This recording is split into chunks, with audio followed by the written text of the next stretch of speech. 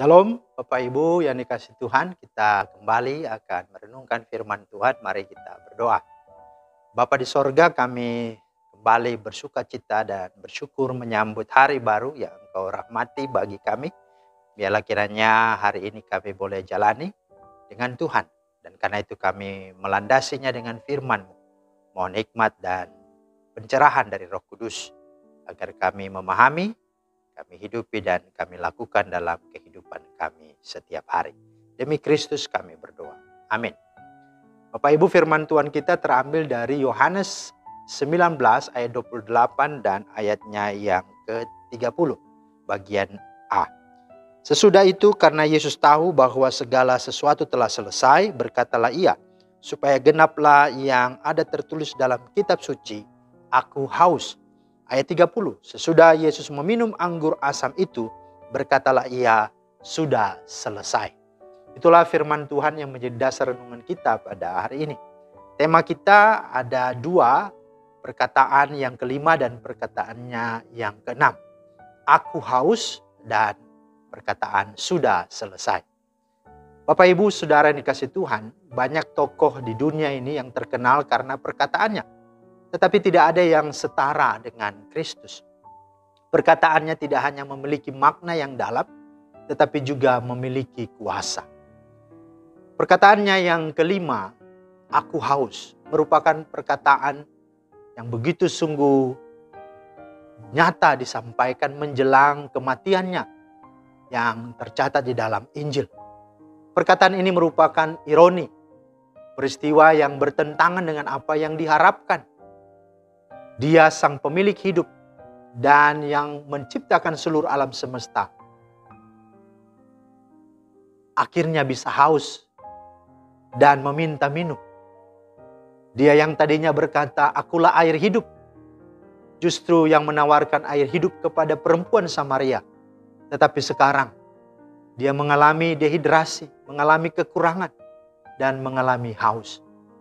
Dari perkataan kelima ini, hendak menyatakan dan menjelaskan bahwa yang pertama, penderitaan Kristus bukanlah sebuah rekayasa, bukan sebuah pura-pura, tetapi sebagai manusia, dia penuh dengan kelemahan, dia juga penuh dengan keterbatasan. Yang kedua, bahwa kelemahan dan keterbatasan bukan untuk ditutupi, bukan juga untuk dihindari dan dibenci, melainkan haruslah diakui, diterima, dan dinyatakan. Karena justru dalam kelemahanlah kita akan terhindar dari sifat-sifat sombong kita, angkuh kita, arogansi kita. Dan justru dalam kelemahan jugalah kita sungguh-sungguh tahu dan kita sungguh mengalami kuasa Allah dinyatakan dan akan sempurna bekerja di dalam kehidupan kita. Dan yang ketiga, bahwa dalam kelemahan dan keterbatasannya, kebergantungan kita akan Allah sungguh semakin besar. Sehingga rasa haus yang tadinya berhubungan dengan fisik, dengan kedagingan dan dunia ini, dapat dia ubahkan menjadi rasa haus akan hadirat Tuhan, rasa haus akan firman Tuhan, dan rasa haus akan melakukan kehendak Tuhan. Sebab manusia bukan hidup dari roti saja, tapi dari firman Tuhan. Dan sebab bagi Allah tidak ada yang mustahil. Itulah sesungguhnya makna perkataan yang kelima, aku haus. Kemudian menariknya lagi, sekalipun Yesus mengalami rasa haus yang hebat karena tubuhnya terluka dan susah, terlebih ditinggalkan Bapaknya, tidak ada satupun kalimat yang keluar dari mulutnya yang membantah dan mengeluh kepada Allah, melainkan dengan setia dan bertahan hingga akhirnya dia dapat berkata, sudah selesai atau sudah genap. Dari perkataan Yesus ke-6 di salib ini, hendak menyatakan dan menjelaskan yang pertama bahwa pada akhirnya segala sesuatu akan selesai dan berakhir apabila dilaluinya dengan penuh ketekunan dan kesetiaan kepada panggilannya. Yang kedua, bahwa semua proses hidup sekalipun berat dan penuh penderitaan, sungguh pada akhirnya akan terasa nikmat dan puas lelas. Sebagaimana ungkapan, usaha tidak akan pernah mengkhianati hasil. Dan yang ketiga, apanya yang telah selesai? Apanya yang telah digenapinya? Apakah dia sudah mendirikan satu gedung yang besar, sekolah Kristen yang mewah, buku Kristen yang tebal, sistem pendidikan yang baru, sistem filsafat yang melawan sistem filsafat yang lain? Tentu tidak. Yang digenapinya dan yang digenapkan Yesus Kristus di atas kayu salib adalah apa yang tidak mungkin digenapkan oleh politik, militer, ekonomi, kebudayaan, pendidikan, filsafat, dan segala ilmu di dunia ini. Di dalam perkataan Kristus yang keenam ini, manusia akhirnya dapat dengan yakin melemparkan jangkar pengharapannya. Manusia boleh menghembuskan napas yang terakhir dengan satu jaminan yang pasti dengan berkata, sudah selesai atau genaplah sudah. Dan yang keempat, kata sudah selesai, Yunaninya tetelestai, Ibraninya adalah kaula, mengandung arti sudah genap, sudah sempurna. Semuanya sudah sesuai yang direncanakan. Semua sudah sesuai dengan yang diinginkan. Dan semuanya sudah diterima. Yang sudah diselesaikan dan sempurna adalah seluruh dosa seisi dunia ini. Baik dosa masa lalu, dosa sekarang, maupun dosa yang akan datang. Sekalipun sudah ditebusnya dan sudah diampuninya.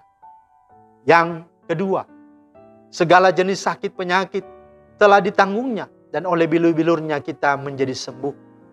Kemudian segala jenis kutuk dan kuasa hukum Taurat telah dipatahkannya. Segala kesusahan hidup telah diubahkannya menjadi hidup dalam kelimpahan. Kemudian dengan kematiannya telah dikaruniakan bagi kita hati yang baru dan kuasa oleh kehadiran Roh Kudus.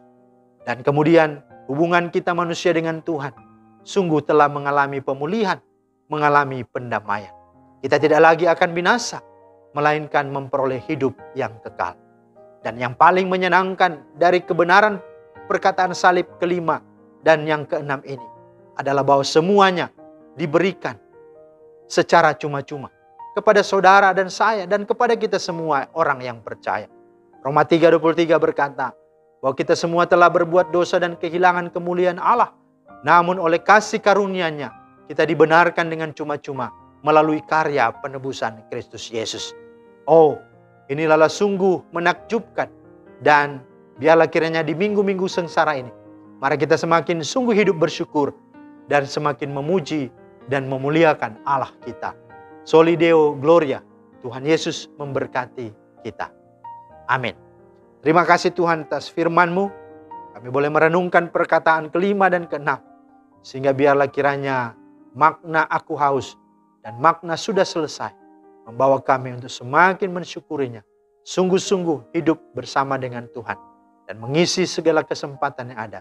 Memuliakan nama Tuhan. Demi Kristus Yesus kami berdoa. Amin. Demikianlah firman Tuhan hari ini. Kiranya menjadi berkat. Selamat beraktivitas. Tuhan Yesus memberkati. Shalom.